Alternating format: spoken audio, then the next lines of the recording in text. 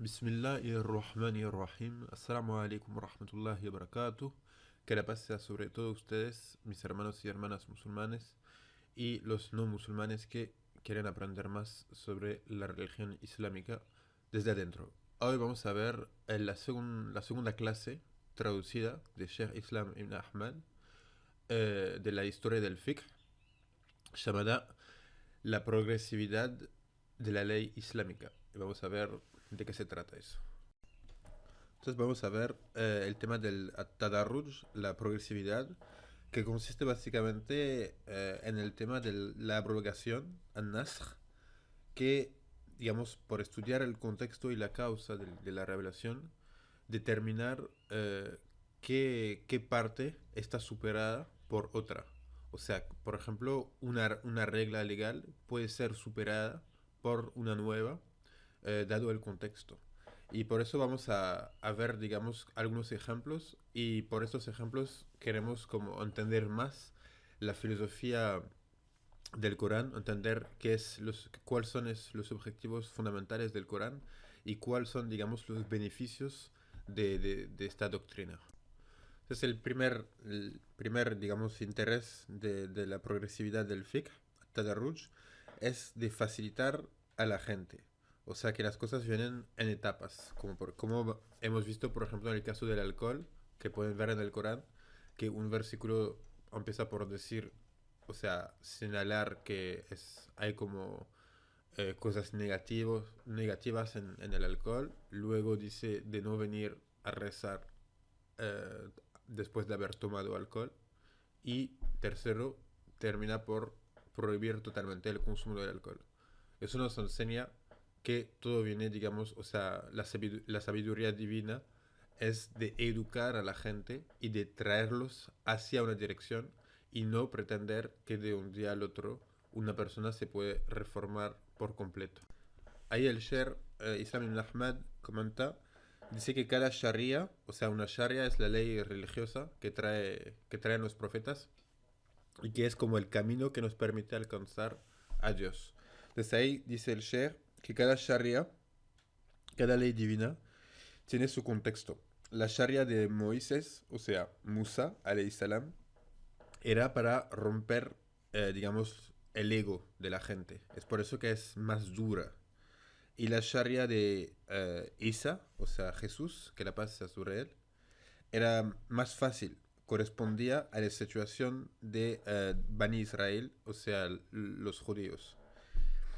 La sharia de Muhammad, sallallahu alaihi wa alihi wasallam, no habría podido funcionar en este contexto, porque el contexto no es el contexto de Muhammad sallallahu alaihi wasallam no es el mismo que el contexto de Moisés ni el contexto de Jesús. Entonces encontramos una diferencia. La segunda ventaja de la progresividad del fiqh es de poder definir las prioridades. Por ejemplo, al principio estaba prohibido visitar las tumbas, pero durante varios años el alcohol estaba autorizado, así que la usuria. La prioridad entonces era de poner una barrera entre nosotros y el shirk, porque a este momento, digamos que las tumbas eran, digamos, un lugar donde se cometía el shirk. Entonces, por ejemplo, un hombre piadoso moría y la gente terminaba por tomarlo como un santo, o sea, un wali, y luego lo divinizaba. Y así se formaban las ídolas. Entonces, para romper eso, hasta que digamos, los musulmanes claramente cortaron con su pasado politeísta y tienen el tawhid bien establecido, estaba prohibido visitar a las tumbas. Eso es un principio de los usul, el fundamento del fiqh, que se llama abrir los pretextos y cerrar los pretextos.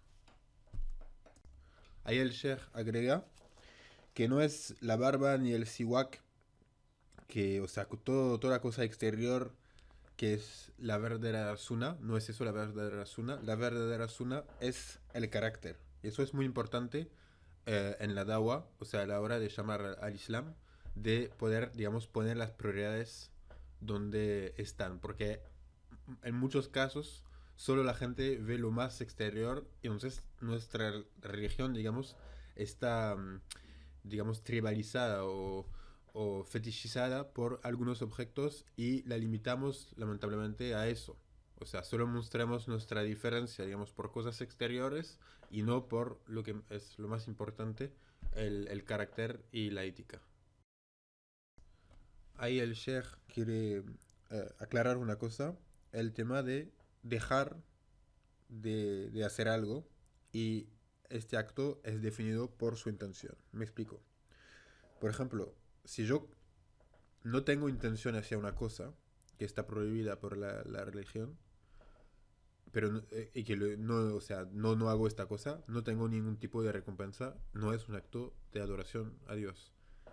Pero si yo tengo deseo o una voluntad de hacer esta cosa y me lo impido por Dios, ahí es un acto de adoración, porque está hecho, o sea, justamente el acto prohibido no está hecho por temor de Dios, eso es una adoración. Entonces ahí creo que podemos entender también, o sea, cuáles son los objetivos de las reglas. A veces son de forzarnos a hacer algo que nos gustaría hacer para, digamos, luchar contra nuestro propio ego y fortalecernos.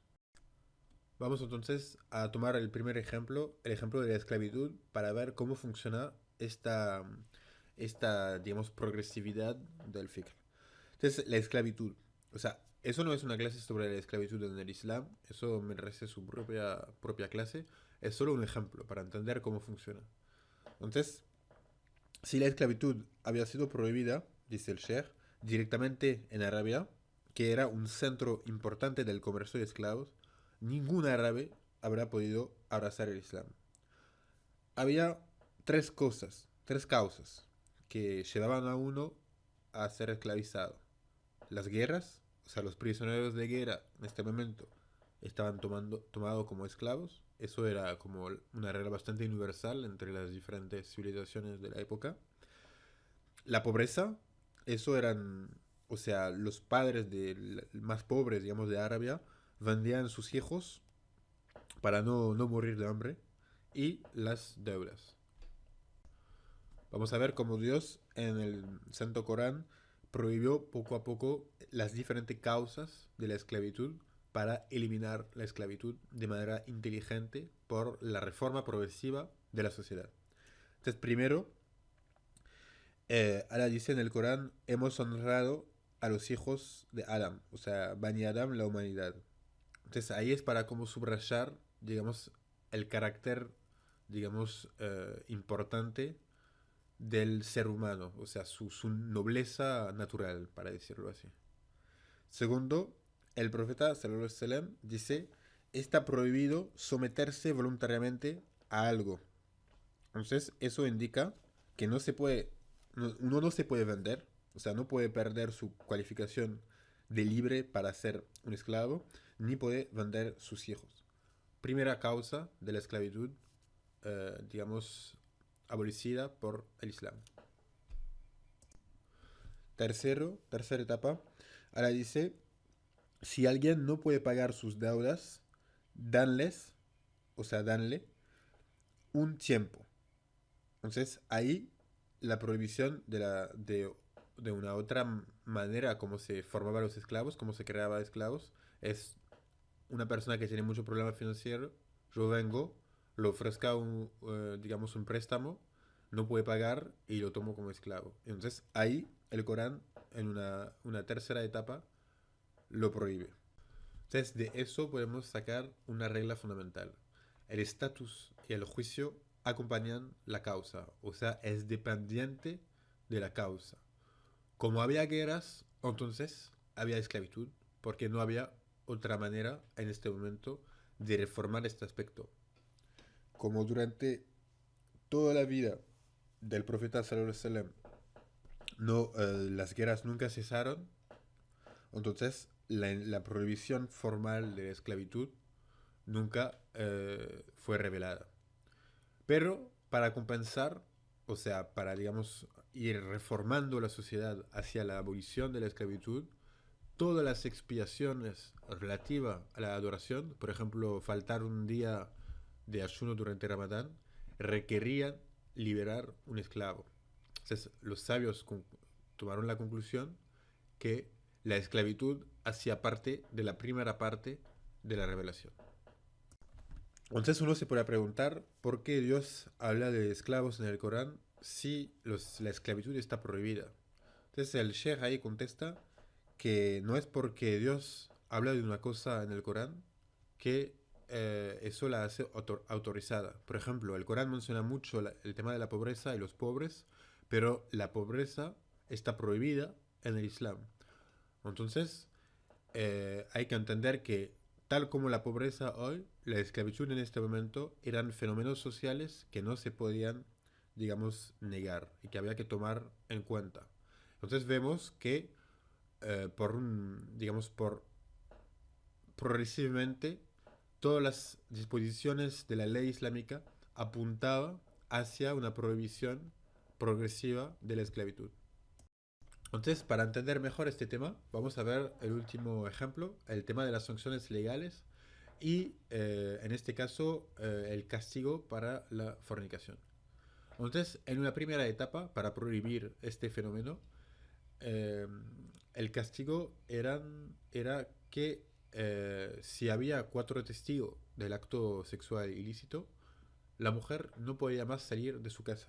El Sheikh ahí agrega y nota algo muy interesante, que eso demuestra, o sea, está en el Corán, que, que una mujer no puede salir de su casa es un castigo y no es una situación normal. Eso es muy importante porque hoy en día ciertos predicadores pretenden que no está recomendado o que no está autorizado a veces que la mujer puede salir. Eso contradice totalmente el Corán, la Sunna y la vida de los compañeros, entre ellos las mujeres, que tenían una vida social muy activa, que salían, que trabajaban, etcétera, etcétera. Luego de esta primera etapa es reemplazada por una segunda donde esta vez el castigo concierne las mujeres y los hombres igual. En este caso, el castigo en esta segunda etapa consistaba en dañar a los culpables. Decía había que golpearlos y algunos sabios dicen que la lapidación ha sido hecha en la época de este versículo. Los sabios que dicen eso consideran que la lapidación está abrogada, o sea que no existe más en el Islam. Ahí el Sheikh comenta que es por eso que el Imam al-Bukhari narra que Abu Isaac as-Sabihi preguntó si la lapidación fue hecha después o antes de la Surat An-Nur. El Imam al-Asqalani dice que preguntó eso por saber acerca de la abrogación de la lapidación. Entonces, según estos sabios, aquel que autoriza la lapidación es similar a quien autoriza el vino, basándose por el versículo de la Sura al-Baqarah que fue abrogado. Y entonces el punto final, la tercera etapa de este asunto de la fornicación, está clarificado por el versículo en la Sura Nur que reemplaza lo anterior y que dice claramente que 4 testigos son requeridos por aplicar la pena que concierne a ambos mujeres y hombres, que son 100 látigos para los dos. Y bueno, con eso terminamos la clase de hoy, con estos ejemplos para entender mejor el tema. Y nos vemos. Y entonces, como siempre, si tienen preguntas, comentarios, cosas para, digamos, mejorar el curso, por favor comenten en la página Facebook o en YouTube. Y les vamos a seguir con terminar, digamos, esta clase, la segunda parte, con un otro tema, la semana que viene, inshallah ta'ala. Assalamu alaikum.